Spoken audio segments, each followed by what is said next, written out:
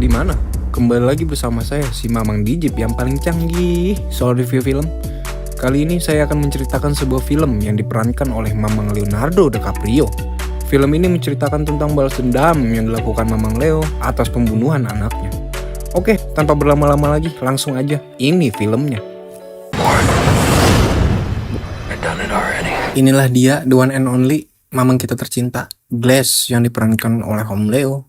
Di awal cerita, kita akan disuguhkan oleh ingatan Glass tentang istrinya dari suku Pawnee, salah satu suku Indian yang bermukim di tanah Eropa, dan Hawk kecil, putra dari Glass.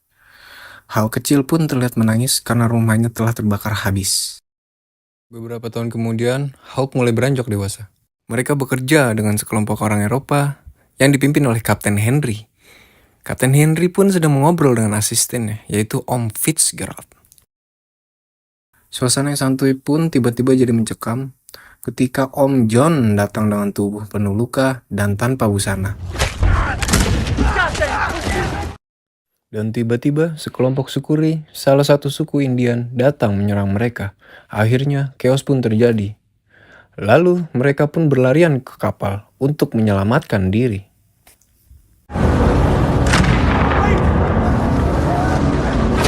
Setelah mereka melakukan perjalanan dan memasuki hutan, Glass, si pria pemberani, hendak berburu hewan sendirian. Namun, ia malah bertemu dengan beruang madu yang ganas.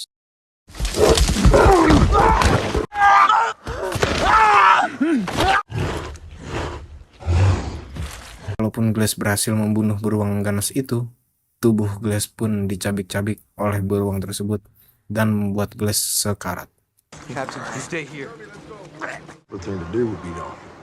Tak lama kemudian, Kapten Henry dan orang-orang mendatangi Glass. Untung saja Kapten pernah belajar ilmu kedokteran, sehingga pertolongan pertama turut diberikan kepada Glass. Di malam harinya, di hutan yang sama, Sukuri datang menemui pengusaha bulu hewan lainnya, dari Prancis bernama Tosan. Ternyata Sukuri bekerja sama untuk memperoleh bulu agar ditukarkan dengan sejumlah kuda dan senapan. Sukuri melakukan penyerangan terhadap kelompok Glass adalah karena putri sematawayang dari kepala suku tersebut diculik oleh orang Eropa yang tidak dikenal. Sang kepala suku ingin mengejar orang yang menculik putrinya. Keesokan harinya, Kapten Henry dan kelompoknya hendak melanjutkan perjalanan. Glass yang terluka parah hanya bisa terbaring dan harus digotong dengan menggunakan tandu. Ternyata trek perjalanan pun tidak semulus itu. Tebing curam siap menghadang mereka.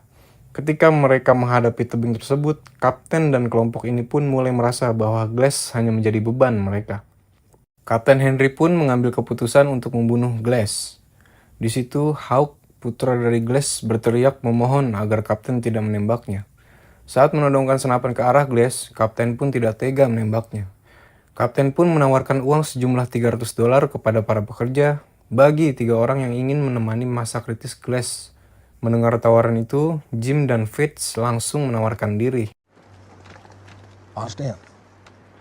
Setelah 2 hari menemani Glass, Om Fitz si mata duitan mulai bete kenapa Fitz gak mati-mati. Akhirnya Om Fitz pun menghampiri Glass dan membujuk agar Glass setuju untuk dibunuh olehnya. Beruntung perbuatan Fitz dilihat oleh Hawk saat napas Glass hampir habis, dan Hawk pun memukul Fitz dan berteriak meminta tolong kepada Jim. Om Fitz pun khawatir suara teriakan Hawk akan terdengar oleh Sukuri. Akhirnya Fitz pun geram dan menikam perut Hawk. Hawk tewas tepat di depan kedua bola mata Glass yang tidak bisa berbuat apa-apa. Malam pun tiba. Jim baru kembali setelah memancing, dan ia bertanya di mana Hawk. Om Fitz berbohong kepada Jim. Kamu tidak usah khawatir dengan Hawk, mungkin ia sudah pergi duluan menuju gudang.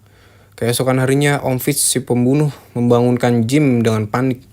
Ia berkata, ia melihat puluhan orang suku Ri sedang mendekat ke arah kita. Jim pun ikut panik dan langsung bergegas untuk pergi. Glass pun dikubur hidup-hidup seada-adanya. Fitz berkata pada Jim, kalau kau ingin tetap hidup, maka larilah tinggalkan Glass. Keesokan harinya, setelah Jim dan Fitz pergi, Glass yang tubuhnya sudah sedikit membaik, ia pun mati-matian mulai menggerakkan tubuhnya yang lumpuh dan bangkit dari kuburnya dengan merangkak. Perlahan-lahan ia mencari dan ia menemukan mayat Hawk yang sudah pucat dan membeku karena terkubur salju. Sekarang ia akan melanjutkan perjalanan dan yang ada di benaknya hanyalah membalas dendamnya. Ia mulai memakan apapun yang ia temukan di jalan demi terus bertahan serta ia mengobati luka lehernya dengan cara membakarnya.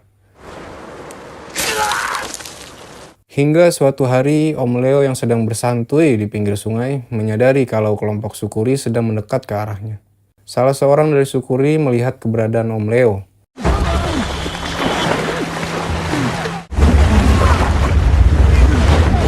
Alhamdulillah, mama kita tercinta berhasil lolos. Di malam hari ketika ia tertidur, ia mendengar suara aungan serigala. Setelah ia periksa, ia melihat ada seorang pria suku Indian dari wilayah lain sedang memakan rusa mentah-mentah. Dan Glass pun menghampirinya dan memohon agar boleh ikut memakan rusa tersebut. Pada esok hari, pria itu pun memeriksa tubuh Glass dan mendapati luka yang sangat parah. Dan pria itu pun mengajak Glass untuk ikut berkelana bersamanya.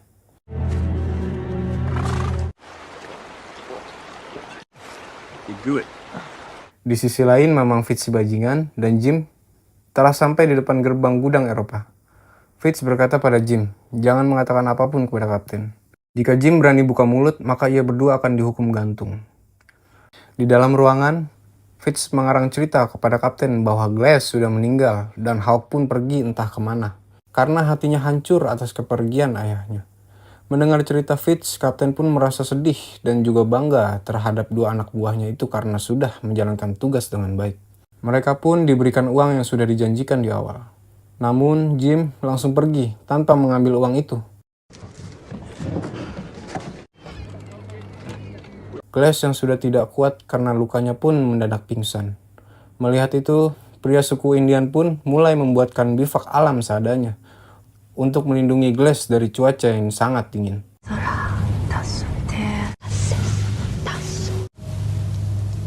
Di pagi hari, saat Glass terbangun, ia pun bingung kemana pria Indian ini.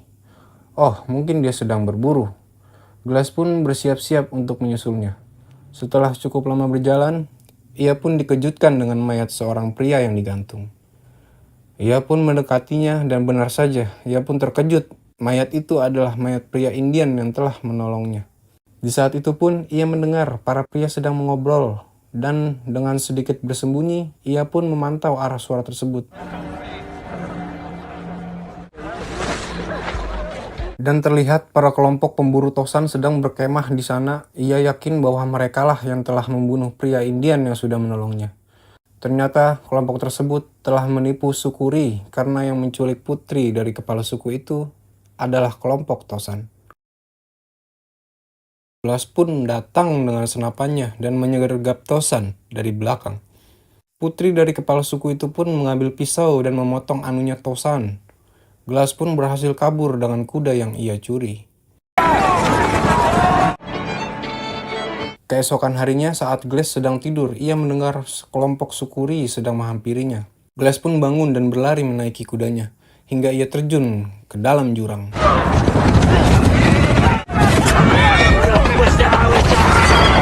Ini dia kehebatan Om Leo. Meski dicabik-cabik dan terluka parah serta terjun ke jurang, ia pun tetap hidup. Di jurang sana ia merasa suhu dingin mulai meresap. Tak mau ia mati karena membeku, ia pun merobek perut kuda dan mengeluarkan isi jeroannya agar ia masuk ke dalam perut kuda itu untuk menghangatkan dirinya. Setelah hujan salju berhenti, ia keluar dari perut kuda itu dan melakukan perjalanan.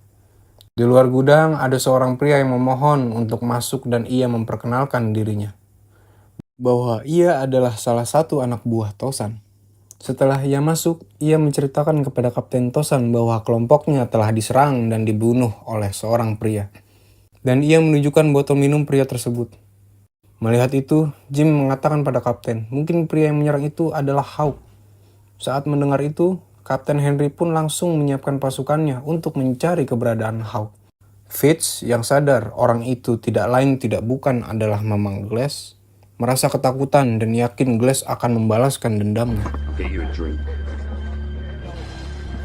Pencarian pun dilakukan oleh kelompok Kapten Henry sampai larut malam ke dalam hutan. Dan tidak dia sangka sebelumnya, itu adalah Glass. Mereka pun langsung bergegas menolong Glass dan membawanya kembali ke gudang mereka. Di pagi hari, setibanya di gudang, Kapten Henry pun langsung mencari Fitz. Kapten ngubek-ngubek semua ruangan sambil berteriak dan ternyata Fitz pun telah kabur dengan membawa isi brankas Kapten Henry. Di dalam ruang pengobatan, Glass pun menjelaskan kejadian sesungguhnya kepada Kapten. Fitz lah yang telah membunuh Hawk. Mendengar ungkapan dari Glass, Kapten Henry pun langsung berencana untuk mencari Fitz. Namun Om Leo berkata, akulah yang akan membunuh Fitz. Kapten Henry pun khawatir dengan kondisi Glass. Namun melihat tatapan Mamang Leo yang sangat dalam dan penuh dengan amarah, Kapten pun mengizinkan Glass untuk ikut mencari Fitz. Selesai bersiap-siap, Kapten Henry dan Mamang Glass memulai pencariannya. Om Leo yang sangat paham dengan medan sekitar menganggap Fitz akan masuk ke dalam hutan. Dan benar saja, mereka menemukan jejak kuda Fitz. Saat memasuki hutan, mereka pun berpencar. Kapten ke arah barat sedangkan Glass ke arah timur. Tak lama kemudian, Kapten menemukan Fitz yang memang sudah bersiap dan menodongkan senjata kepada Kapten. Akhirnya,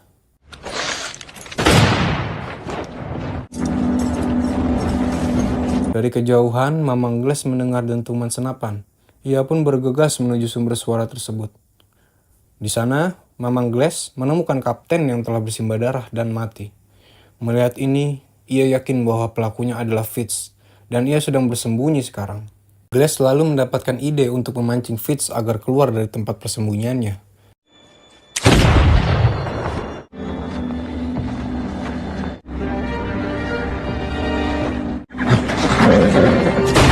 Meskipun sudah terpojok, Fitz tetap tidak merasa bersalah.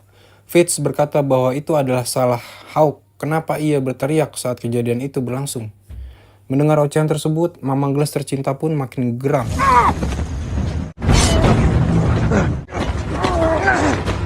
Kelahian ini pun dimenangkan oleh Mamang Glass.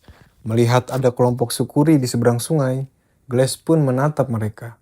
Ia pun melemparkan tubuh Fitz ke sungai mengarah ke kelompok tersebut. Sukuri pun menariknya dan menggorok leher Fitz hingga kepalanya buntung. Sang kepala suku melakukannya semata-mata untuk berterima kasih kepada Glass karena telah menyelamatkan nyawa putrinya. Ia pun melihat sang putri kepala suku yang pernah ia selamatkan telah kembali berkumpul bersama mereka. Seketika Glass teringat perkataan pria suku Indian yang telah menyelamatkan nyawanya, bahwa balas dendam itu ada di tangan Tuhan, bukan di tangan manusia. Film selesai. Terima kasih untuk teman-teman yang telah menyaksikan alur cerita dari Mamang. Jangan lupa like, comment, and subscribe ya guys ya. Hasta la vista baby, sampai jumpa lagi.